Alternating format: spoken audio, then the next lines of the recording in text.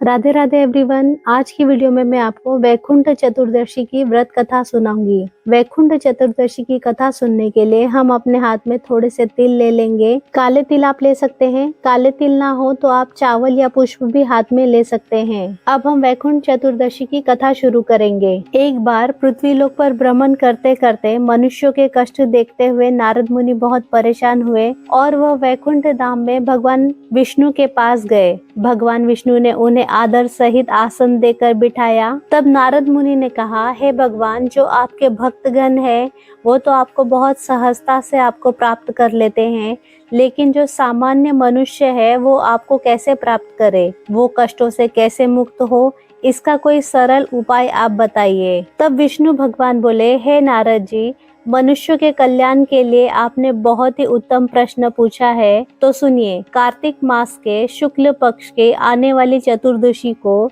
जो भी मनुष्य मेरा व्रत पूजन करेगा, जो दीपदान करेगा, उसको बहुत ही सहज भाव से वैकुंठ धाम की प्राप्ति होगी, उसे नरक से छुटकारा मिल जाएगा। यह कहकर भगवान विष्णु ने जय विजय को बुलाया और वैकुंठ धाम के द्वार खोल दिए। वैकुंठ चतुर्दशी के दिन वैकुंठ धाम के द्वार खुले रहते हैं।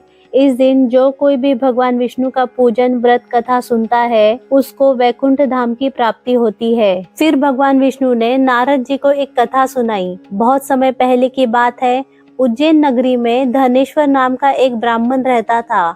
वह ब्राह्मण कपड़े और चमड़े का व्यापार करता था। वह बहुत ही पापी और दुष्ट प्रवृत्ति का था। व्यापार के लिए ब्राह्मण को नगर नगर घूमना पड़ता था। एक बार कार्तिक मास के महीने में ब्राह्मण नर्मदा नदी के किनारे से गुजर रहा था। तब उसने देखा कि बहुत से लोग कार्तिक स्नान कर रहे हैं। अपने व्यापार को बढ़ाने के चक्कर में पूरे कार्तिक महीने नर्मदा नदी के किनारे ही रुक गया।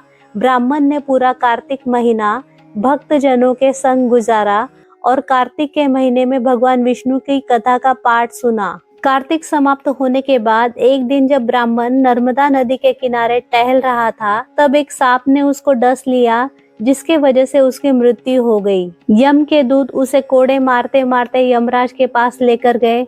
यमराज ने कहा, इस दुष्ट को गर्म तेल में डाल दो। जब उसे गर्म तेल में डाला गया तो गर्म तेल शीतल बन गया। यह देखकर यम के दूत बहुत ही चकित हुए। वापस यमराज के पास आए और सारी कहानी बताई। तभी वहाँ नारद मुनि प्रकट हुए और नारद मुनि ने कहा, हे यमराज, यह ब्राह्मण नरक के योग्य नहीं है। जो भी मनुष्य कार्तिक मास के शुक्ल पक्ष की चतुर्दशी को भगवान विष्णु की महिमा सुनता है, किसी भी रूप में भगवान विष्णु का पूजन करता है, उसे वैकुंठ धाम की प्राप्ति होती है। इस ब्राह्मण ने तो पूरा कार्तिक का महीना भक्त जनों के संगत में रहकर भगवान विष्णु की महिमा को सुना है, और जो भी मनुष्य कार्तिक मास में भगवान विष्णु की महिमा को सुनता है उसे स्वर्ग की प्राप्ति होती है। उस ब्राह्मण को वैकुंठ धाम भेजा गया और कुबेर का धनंजय बनाया गया। भगवान विष्णु की महिमा का स्मरण करने से ही उसके सारे पाप का नाश हो गया। वैकुंठ चतुर्दशी के दिन जो भी भगवान विष्णु का पूजन अर्चन व्रत करता है, भगवान विष्णु की कथा सुनता है, उसके लिए वैकुंठ धाम के द्वार खुले रहते हैं। हे भगवान, जैसे आपने उस ब्राह्मण को वैकुंठ धाम प्रदान किया, वैसे ही इस कथा को कहते सुनते हुंकारा भरते सभी के सभी कष्टों का नाश करना और सभी को वैकुंठ धाम प्रदान करना। यह थी वैकुंठ चतुर्दशी की व्रत कथा। इसके बाद हम गणेश जी की कथा जरूर सुनेंगे। एक बार एक गांव में गणेश जी का मेला लगा था। सब लोग मेले में जा रहे थे। एक छोटी सी लड़की ने अपनी माँ से कहा, माँ, मैं भी मेला जाऊंगी। उसकी माँ बोली, नहीं बेटा, वहाँ पर बहुत ज्यादा भीड़ होगी, तुम कहीं गिर पड़ जाओगी तो चोट लग जाएगी।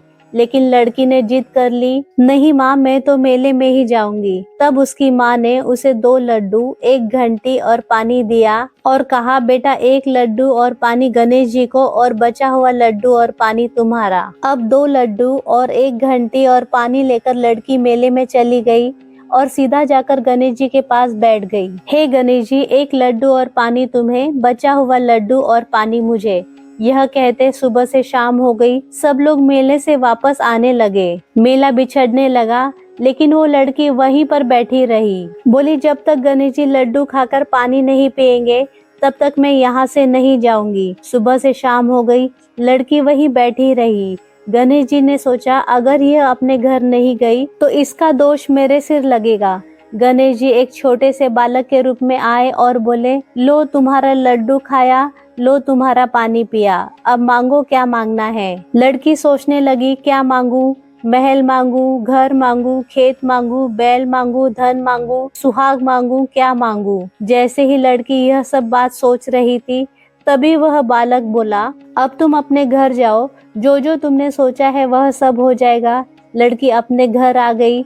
उसकी माँ बोली, बेटा इतना टाइम कहाँ लगा दिया, सब आ गए हैं, तुम कहाँ रह गई थी। वो बोली, माँ आप ही ने तो कहा था कि गणेश जी को लड्डू खिला के पानी पिला के ही आना, तो गणेश जी को लड्डू खिला के और पानी पिलाकर आई हूँ। जैसे ही लड़की ने अपनी बात पूरी की उनका घर धन से भर गया। जो उस लड़की ने सोचा था वो सब कुछ हो गया। हे गणेश जी महाराज, जैसे आपने उस लड़की की इच्छा पूरी की, जैसे उनके घर को धन से भरा, वैसे इस कहानी को कहते सुनते हुंकारा भरते सबकी इच्छाएं पूरी करना और सबके घर को धन से भरना।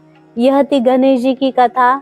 इस तरह से वैकुंठ चतुर्दशी की व्रत कथा संपूर्ण होती है। कथा सुनने के बाद जो हमने तिल के दाने हाथ में लिए थे वह भगवान को समर्पित करेंगे और जल के लोटे में थोड़े डाल देंगे। फ्रेंड्स, आपको यह कथा कैसी लगी कमेंट करके जरूर बताना, और अगर पसंद आई हो तो वीडियो को लाइक कर चैनल को सब्सक्राइब जरूर करना। Thank you.